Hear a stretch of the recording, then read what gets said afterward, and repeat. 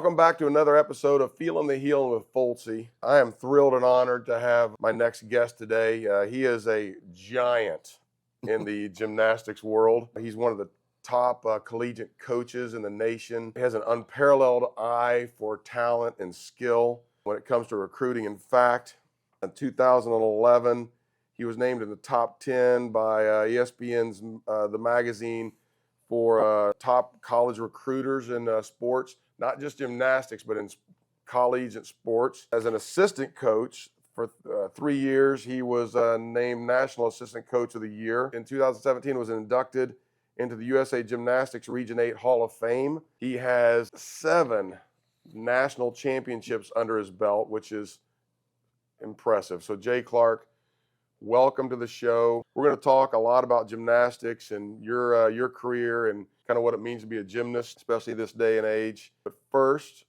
I'd like you to talk a little bit about growing up in Roswell, Georgia, and your childhood a little bit. And so let's get started. Well, I grew up right around the corner from you. You know, what not everybody out there might know is that Matt and I've been friends since about 5th, 6th grade, and grew up right around the corner from you in old Roswell, which at the time was a small town. It was I can remember when they opened up 400, which I just turned off of to come in here, and you could drive all the way to 285 and not see another car. And absolutely. And Holcomb Bridge Road was cattle pasture and farmland, and so it was a different time for sure. It was a small town feel. It was a great place to grow up. Grew up playing Little League sports at the Roswell Recreation and Park Center, and as all of us did at that time, and started playing baseball at 8 years old, and played 75-pound, 85-pound, 125-pound football all the way up, and you know, just kind of developed a love for sports growing up, because that was really all there was to do. We didn't have much else to do. We played outside all the time. You hear stories about our generation that we weren't allowed to come in very often. So anyway, it was a great childhood growing up. And then, you know, of course, you and I started a friendship, you know, in the middle school age years. And we had mopeds and rode around the neighborhood and terrorizing everybody. Probably don't need to bring that up. But it was a great place to grow up. Roswell was a great place to grow up. And it's always good to come back and enjoy what it has become. My mom still lives in the same house on Corinth Court that is right off Canton Street, and so to see what that place that whole area has done has been incredible, and so it was a good childhood, one that was influenced a lot by coaches, you know, as I was growing up, and so I think it just sort of forged in me sort of a love for that, and fortunately for me, I found my way into a career that I've thoroughly enjoyed for the last 34 years. And I know that's a neat story. You know, you just developed this passion for gymnastics, which was an amazing path for you. How you started to learn the sport, and you started to develop an eye for it, which is impressive. Of how you gravitated that way. It was unconventional for sure. Like you and I were in college together, and I knew some of the gymnasts on the team, and I was not a great athlete. You know, I was kind of a frustrated athlete, never really good enough to be great at any one thing, but enjoyed all of them, and I got interested in gymnastics as a result of getting to know some of the girls on the team at UGA at the time, and started trying to learn to do some of the stuff myself, hanging out with them. Kind of fell into a situation where the assistant coach at the time, Doug McGavin, he tore his bicep tendon, and they needed somebody to kind of help out around the gym and move things and learn to spot, and he really took me under his wing and taught me an awful lot about the sport and really how just the laws of physics applied to the human body. And that's really what the sport is. And it's a sport that anybody can learn how it works if you have an understanding of biomechanics.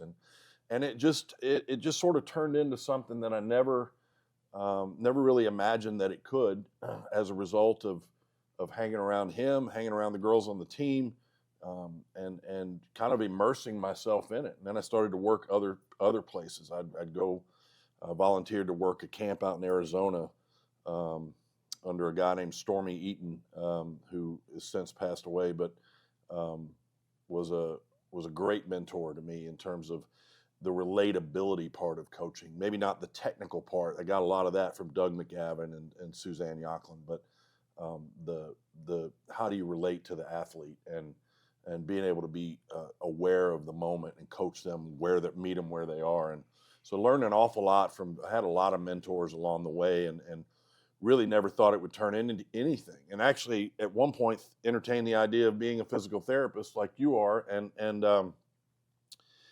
got a phone call that I knew I wasn't going to get into PT school right away. And so got a phone call from Suzanne Yocklin that, she had a position open up, wanted to know if I wanted to stick around in the job for a little bit. And the next thing you know, I'm thinking it's going to be a year or two just to stay in Athens. And the next thing I know, I'm 34 years into this career, and it's been a heck of a ride. That's what's amazing to me is the older I get, I realize that our DNA, we're crafted to be something in this world and in life, and how doors open and close. You were waiting for that door for physical therapy to open up, but you had a door open for you to go that way, which then puts you in a place where you can affect young children's lives, young ladies' lives, help them go to the next level. And it's really cool how people are, if they really open their eyes, are crafted to be something. And that's what you've done. You've gone through every level of the next step to be where you are today, which is really neat. So, and I think the same with some of these gymnasts. Mm-hmm. Some of these gymnasts, I think there's a level of, there's gymnast, mm-hmm. and then there's the next level gymnast. Yeah, right. And I think the next level, obviously that's in their DNA, right. I guess. Yeah. I mean, you can teach somebody to do stuff, yeah. but. Well, there's an old adage, you can't make chicken salad out of chicken excrement, I would say. So it's, they definitely have to have an innate ability there. You can identify physical talent, but once you get past that point, there's a separator, and the separator is the mind. And so much of the success that we see in our sport, much like golf or other sports, is centered around the mental capacity and the outlook and the way that the self-talk and the things that go on in the mind, in both in preparation and in competition. And those are the things that as I've gotten older and a little bit long in the tooth and more mature in coaching, I understand much greater now the value of that part of the sport, and really spending time on that. Coaches always want to coach the physical sport. They want to train, and they want to grind, and they want to do, that's part of being a coach. But the best coaches are the ones that can take time away from that and understand that that'll take care of itself if we can take care of this piece over here. And the mindset and the outlook and the things that any athlete, but a gymnast for sure, possesses can dictate so much for them in terms of their longevity and how far they go in our sport. Yeah, and I want to talk more about that in a second too, but let's talk about mindset. What about your mindset going from an assistant coach to that head coach? I mean, that's got to be the pressure, everything. Yeah, I mean, 17 years as an assistant coach at Georgia, and thinking that as an assistant coach, you're prepared, everything, and you're ready to go. And then you sit in that chair and everything changes. It's, you don't know what you don't know, is the old adage. And so when you get there and you realize the time constraints and how many decisions that seem inconsequential sometimes have to be made on a day-to-day basis, when the responsibility for a program is on you, it can be overwhelming. And for me, it was the first time at Georgia. I think I was on a real steep learning curve, that first year or two as the head coach there, and it showed. I let outside voices influence my decision making. I let what people were saying in the press or the internet or whatever kind of creep into there, and I learned the hard way that that's a big mistake. That you've got to stay true to your convictions and stay who you are, and not try to be something that somebody else was, or the way they did it, or how they succeeded. You certainly learn lessons from others, and you emulate certain attributes, but at the same time, you've got to be who you are, and that was a big learning curve for me. So I'm a much different head coach now at LSU than I was at Georgia, and I hope that it shows. I believe that it does. I think I've learned to let other people do their job. I think I've learned to not micromanage, and release some of those things to other people who you hire and who you trust. Well, I think, you've done a phenomenal job. I mean, like I said, you are one of the top coaches in the country, and super well known, respected. All these little gymnasts out there are wanting to come to be coached by Jay Clark at LSU, which, I didn't know that much about gymnastics. Mm-hmm. But the more you got involved in it, the more I learned about it, and the more I learned. Now, I've treated a lot of kids with gymnast injuries, but I don't think people understand the rigors of training, even at a young age. Some of these start like at 3 years old, and they're tumbling, and then they go through the levels, and it's like, I mean, what do they get to? They're practicing almost every day. Yeah, by the time they come to college, most of them have been training 30 to 38 hours a week for several years at that point. It doesn't start out that way when they're very young. It starts out very recreationally and basic motor skill development. And as they come through the levels, those hours increase, and it might go to, at the first competition levels, they might be training 10 hours a week or 12 hours a week, and then that moves to 15 as they move up in the increasing level of gymnastics. And by the time we get them, they're either level 10 or elite, which is what you see at the Olympic Games. Those gymnasts are classified as elite gymnasts, and at that level, they're training anywhere from as little as 25, but as much as 38 hours a week, and it's a full-time job for them by the time they come to college. And it's an injury rate that's second only to football in terms of per capita. It's tough on the body, backs, knees, ankles, shoulders are rough. And it's just it's a constant. So when the time we get them, half the challenge for me and our staff is managing their bodies, because they've got a lot of tread wear on their tires, and we've got to make sure that there's only so many reps left, as they age, and we have to make sure that we minimize those impacts as much as possible. And I've treated lots of gymnasts, and unfortunately, by the time I get them, that injury's kind of gone too far. Right.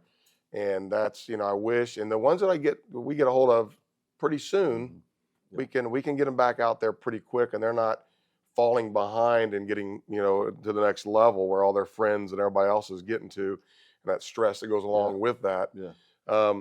Well, and I don't mean to interrupt you, but I saw one of your podcasts with John Smoltz, and he talked about the if I remember correctly, the over specialization of sports at such a young age. And I think gymnastics is no different. I think we tend to hone in a little early on these kids when their bodies are developing, their bones are still growing, their muscles are still developing, and all the things that that go on with that. And so overuse becomes a big part of the deal. And unfortunately, our sport is specialized, and it has to be to some degree done that way. But I think coaches also need to learn and realize that sometimes less is more. And you can develop a gymnast in a different way rather than just numbers after numbers and after numbers after numbers. And I think that's where a lot of people make the mistake. Yeah, I mean, I think what John was, he did talk a lot about, those taking those breaks off. In fact, he even talked about some baseball players being able to take a couple of years off, and if they're an elite baseball player, they're going to come back a couple of years later and still be an elite baseball player. But unfortunately, these gymnasts they have to train all year round, all year round, year after year after year. Well, they do, and the timing of things goes away very quickly. The aerial sense you're talking about,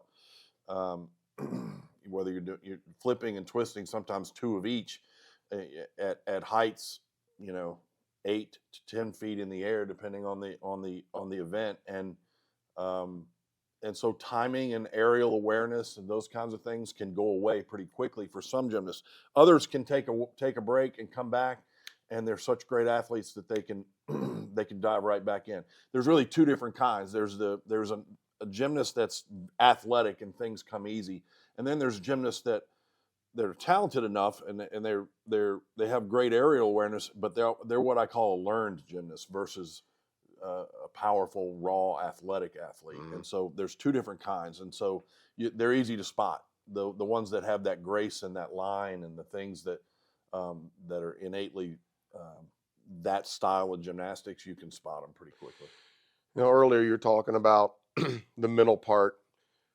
Have you noticed any difference you've been at this for a while. Have you noticed any difference in having to deal with the headspace of these young ladies with a change of time? I mean, you think back in the early, years ago, 2000s, you don't have the social media you have today. I mean, social media, people are talking about them. People are saying things about them. So you gotta manage that stuff, right? Yeah, we do. And I don't get involved in their social media directly, but you can tell when it's affecting them. You couple that with NIL now that we deal with name, image, and likeness, and they're making money, and those two things collide. The social media aspect is the driving force behind their NIL in many cases. So they're constantly looking to grow their following and create and grow their brand. And it can be a distraction if you're not careful. I think more than anything, when the NIL started and it sort of really threw gasoline on the social media fire, I was worried how that's going to affect the internal workings of a team, and are there going to be jealousies? Is there going to be this competition going on? And really, we haven't seen that. But what we have seen is so much of their time, their bandwidth is eaten up with being a student, being an athlete, and now they've got these deliverables that they have to stay on top of for their social media and their business contractual obligations that they get overwhelmed. And I think sometimes they get spread too thin, and that can be taxing mentally. And so you see a lot more emotional breaks that come these days versus 10, 12 years ago. And you mentioned about individual and team, and I think that's a unique thing too about gymnastics. It's very individual, but it's also team. Well, it is for us. Yeah, you're individual. They're trying to be the best they can be, and they're gonna at some point at the end of the year, so to speak, there's a individual champion of different events and overall, and then there's a team. Obviously you're in it for the team. Yeah. So you're trying to work. Yeah, and at the college level, we take what's been an individual sport their whole life, and we try to get them to wrap their head around the idea that this is now a team concept.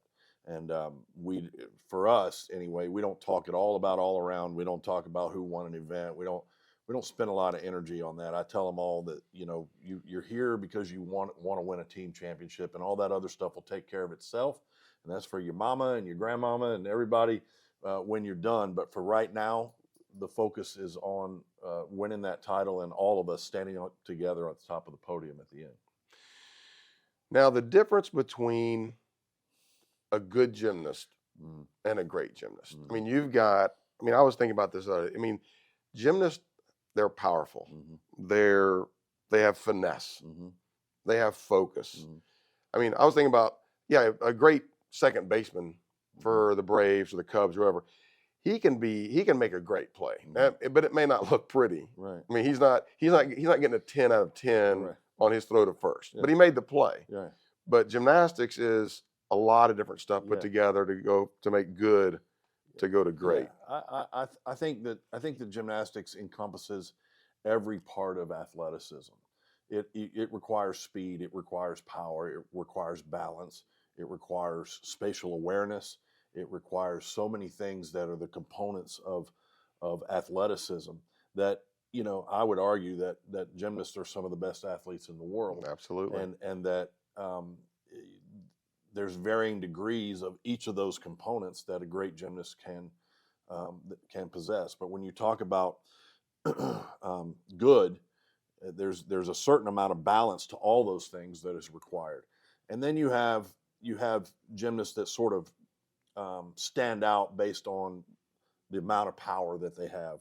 Others stand out just based on the look and the grace that they can, the way they can make things look and the style to what they do. So there's different varying types, but to get to the top, there's got to be a balance of all those components, and they've got to be able to do all of them very well. The great separator between a good gymnast and a great gymnast always, though, is the mental capacity to kind of take advantage of the opportunity that's in front of them every day, and that's true in every sport. Look, it takes what it takes. Some coaches say, and there's no escaping that. And we talk a lot with our kids.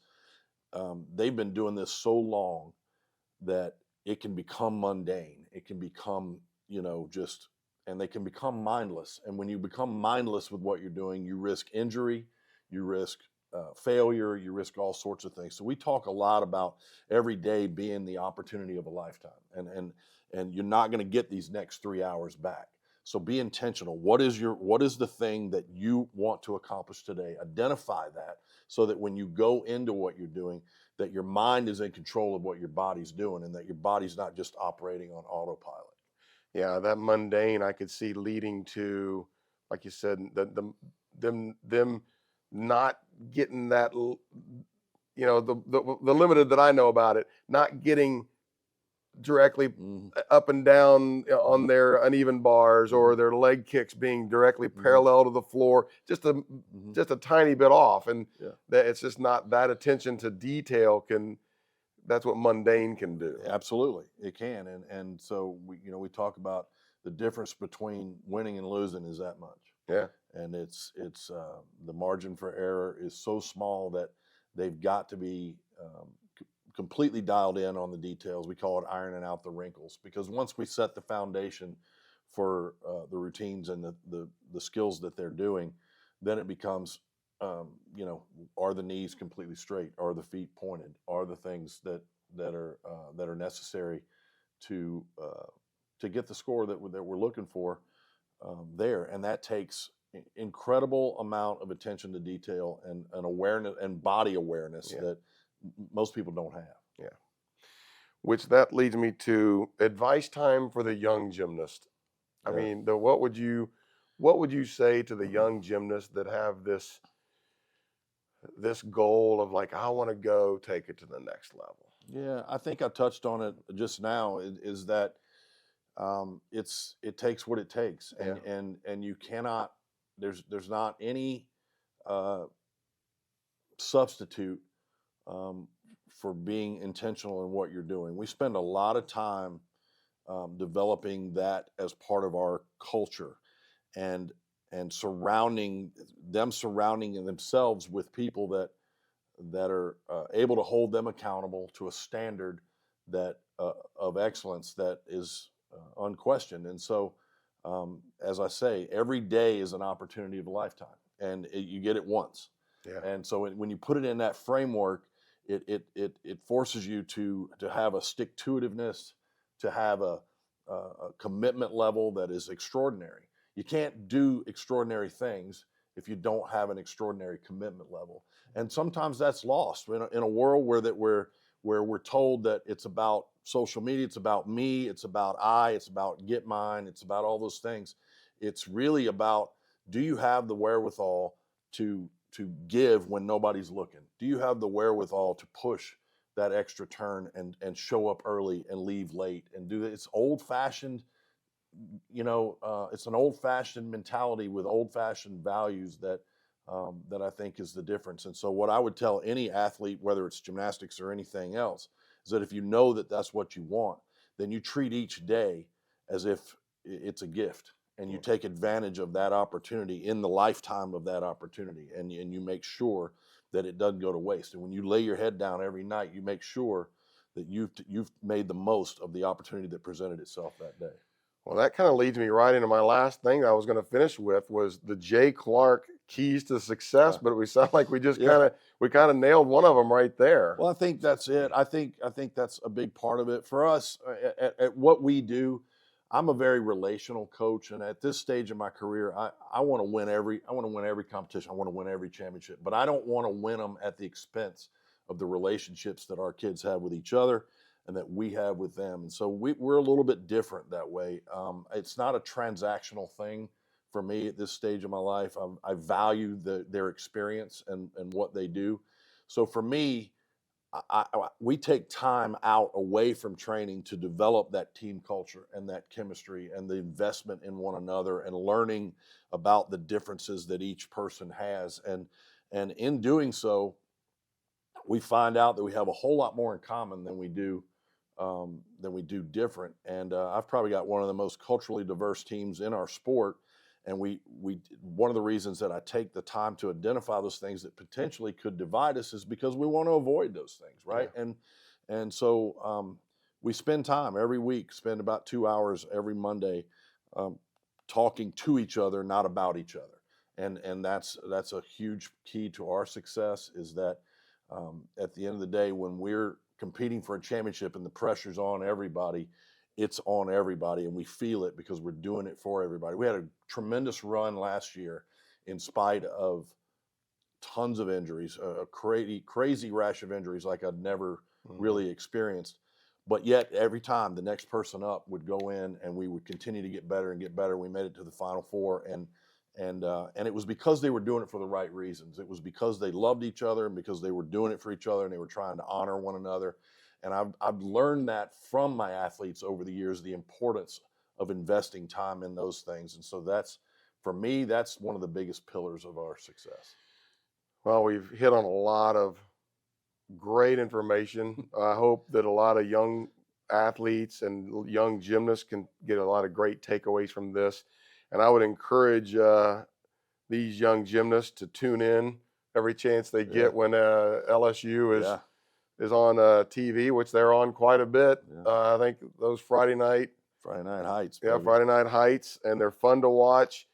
And if you young ladies are inspiring to go to the next level, tune in and check it out and watch what it's really about. Well, if you're in Baton Rouge, you get over to the PMAC on a Friday night, and there'll be 12,000 plus fans in there, and it's rocking, it's fun, it's fast paced. We've got pyro and all kinds of things. So it's part athletic event and part Vegas show or WWE, if you will. And it's a lot of fun. And our demographic, our fan base is families with kids, and it's just a great product. I think I'm so happy to be in an environment like I am at LSU where our fans get behind us and support us at a level that not many places do.